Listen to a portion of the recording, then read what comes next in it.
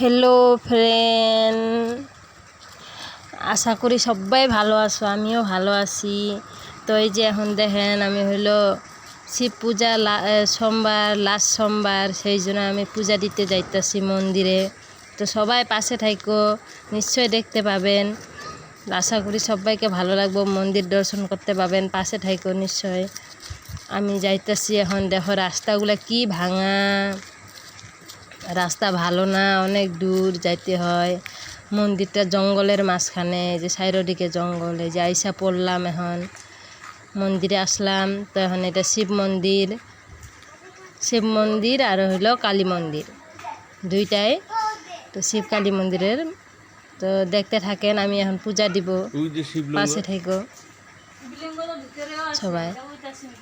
পূজা দিব। এই যে আসলাম, এই যে শিব মন্দির, এটা শিব।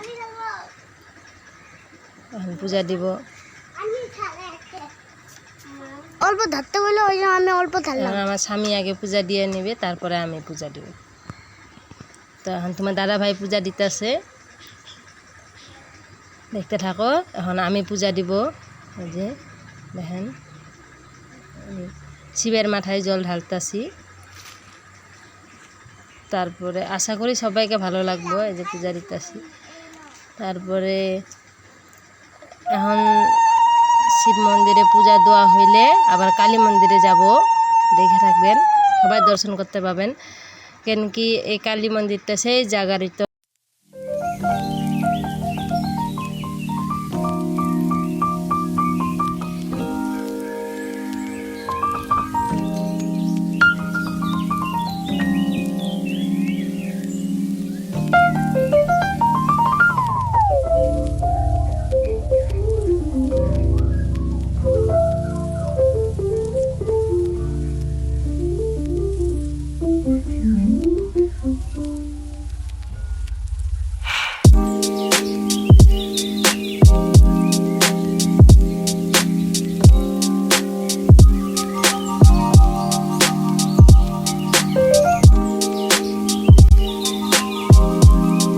কালীমা সেই জায়গারই তো, মনের কামনা সব পূরণ দিমু আমি।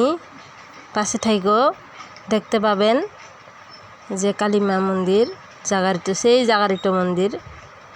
তো দেখতে থাকেন, দর্শনও হব, পূজাও করবা। সবাই জানাবেন কেমন হয়েছে ভিডিওগুলো, কমেন্ট করে জানাবেন।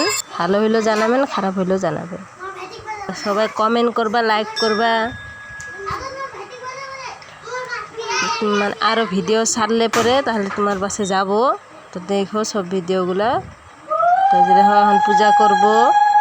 এই পূজাটা শেষ হইলে আবার হইলো যাব ওই যে হনুমান এসে।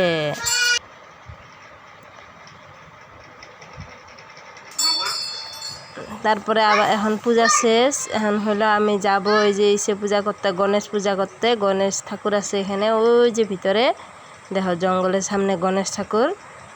তো এখন পূজা দেওয়ার পরে তারপর